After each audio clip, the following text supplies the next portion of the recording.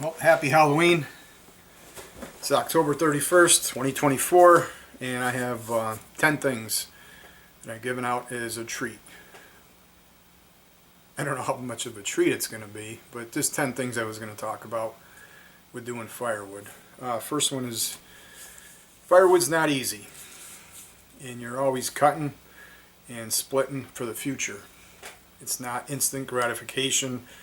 It's very hard to find wood that's already ready to burn. I mean, you get once in a while you can do that, but in most cases you're waiting to get paid 6 to 12 months out, depending on where your wood is at and what kind of wood it is and how fast it dries and where you have it stored to dry. So firewood's not easy. It's not for everybody, but it will pay off. But it's something that's going to pay off in the future, and we'd all rather have a better future, I'm sure.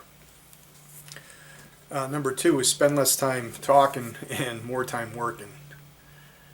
I hardly ever try to say anything on these videos, because if you see my videos, I'm just working.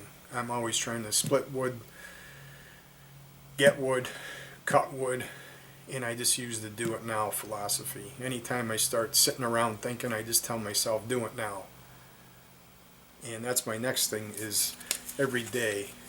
Number 3 would be get something accomplished every day. You know, if you're not sure, should I start with this, should I start with that, just pick one thing and get it done. If you have a pile of wood that you need to split, just get it split and thrown into your bin. If you have logs that you need to get cut up, just get them cut up and get it done. You'll feel so much better every day when you get something accomplished. And that's the best thing that I love about firewood, is you can measure yourself on a daily basis on what you're doing. You don't need someone to tell you you're doing good or bad. You just go out and look at the wood pile. If the wood pile is getting bigger and it's split, and then before you know it, you have wood that you can sell, and then you get people calling, and then you're making deliveries. It just doesn't happen overnight. So you have to be I don't want to say planning ahead, but you have to be working today to earn money tomorrow. It's not instant gratification.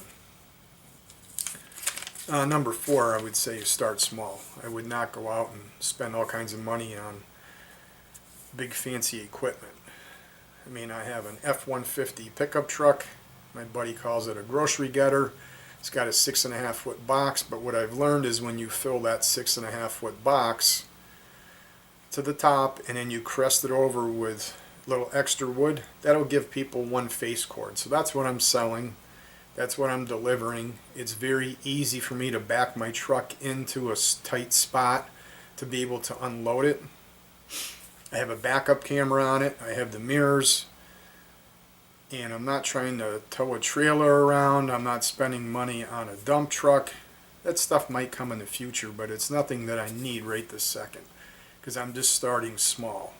I've always had a wood splitter. I was lucky and unfortunate. My father-in-law passed away and I inherited another wood splitter that's a vertical one, so I could do bigger pieces and not have to lift it. I don't need to saw them into quarters. I could just get them shoved onto that vertical splitter and I can get it into smaller pieces, as you've seen in my other videos. But as far as equipment, I mean, even if you started with a maul and a wedge and a sledge, you can still get it done. And just start small. You don't need to go spend thousands of dollars. Get yourself a decent chainsaw. Get something that's at least 58 cc's or bigger. But you don't have to spend a ton of money. People spend silly money on silly things all the time. So if you're making a small investment in a chainsaw, 58 cc's and a little bit bigger, that's okay. But I'm not telling you to go out and buy 4 chainsaws. My next thing would be is don't waste your prime cutting time trying to find wood. So usually in the evening, before I go to bed, I'm looking on Facebook Marketplace, I'm looking on Craigslist. I send out messages, I send out text, and hopefully when people get up in the morning they see it, and then I'll get responses back. So it's the first thing they see in the morning. So I'm not spending prime cutting time at noon trying to find wood. I've already found the wood. I already have it. I try to get the wood to my house so I could always be working on it. I don't need to always be looking for it. I try to look for it in off-peak cutting times. And the way that I do that, this is the next one, is don't be afraid to ask for the wood. So every time you see a tree service guy or a tree service company and they're cutting trees down, just go up to them and ask them and say, hey, do you guys want to get rid of the wood? And before they could even answer, say, hey, I got a place you can dump it. And I think a lot of times that's helped me get a lot of wood, because they like to be able to get the job all cleaned up. They don't mind throwing it in their trailer. Their customers are happy and they have a place to dump it. They don't have to take it back to their place and they don't have to deal with it. Now sometimes some tree service guys are selling the firewood and they want it for themselves, but who cares? If the guy says no, I don't care. It didn't cost me any money. All it did is cost me, what, 2 minutes, 3 minutes out of my day when I was driving by and saw a tree service company. I always stop and ask. And sometimes I'll watch and learn and see what they're doing. But it doesn't cost any money to ask. Just ask.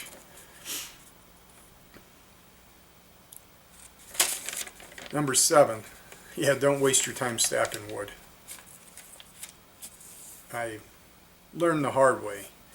Out in front of my garage, I would always get these oddball pieces when I was cutting up my firewood. Knots and different things. And I would just pile it at the end of my wood pile.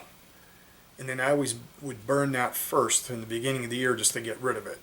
And I didn't realize it until I was watching the In the Woodyard guy, and he was saying if you guys pile your wood, it'll dry faster.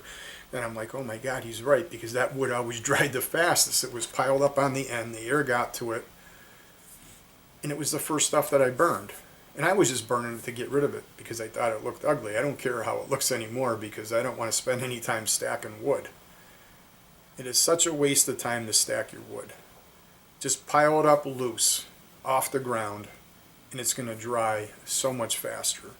So before it might take me a year to dry wood, now it's drying in 4 to 6 months by having it in bins off the ground. And if you can get your bins in the sun where they're not under the trees, that helps a lot. And next, number 8. Get your wood as close as you can to your bins. I don't care if you get the wood dumped in the middle of your wood yard like I do. If I have to roll the wood over to my splitter next to my bin, what I want to do is split the wood and throw it directly into my bin. And that was another point that I missed, that I forgot about when I was talking about tree service wood. If you get the tree service guys to bring the wood to your house, you don't have to handle it. They're happy because their customers are happy that they got it off their lawn. They get that job finalized, and if they just want to get rid of the wood and you say, hey, I got a place for you to dump it, they just bring it to your property and dump it. They don't have to worry about it. They're done with it. And then you get free wood, and you didn't have to load it in your truck. And if you have to cut it, I never care about cutting the wood myself because then I can cut it 16 inches, which is what I want. That's the size that I'm selling, is 16 inches, so I can sell face cords. Because I sell it as 4 feet high, 8 foot long, 16 inches wide. 1/3 of a cord, 1 face cord. That's what I'm selling. And that's what fits in my pickup truck, and that's what I can deliver to customers. And if they want more than 1 face cord, I just make more trips. It's no big deal. If you have to make 3 trips, you're getting paid every single time that you deliver. What's the difference if I make 3 trips to one person's house or I make 3 trips to 3 different houses? And you kind of build a rapport, and I'm trying to give a better service. Number 9, learn how to sharpen your own chains. You can't screw it up because if your chain is already dull, how could you make it any worse? So buy a Dremel, buy any kind of a sharpener where you could put a 7/32 bit on there and just learn to sharpen the chain yourself. It'll save you a lot of money. And then also you can buy chains a lot cheaper online. than you can just buying directly from Steel or Husqvarna. Those chains work just as good. It might be a no-name brand, but it doesn't matter, because all I want to do is put on a good chain, keep it sharp, and be able to cut wood. There's nothing worse than trying to cut wood with a dull chainsaw.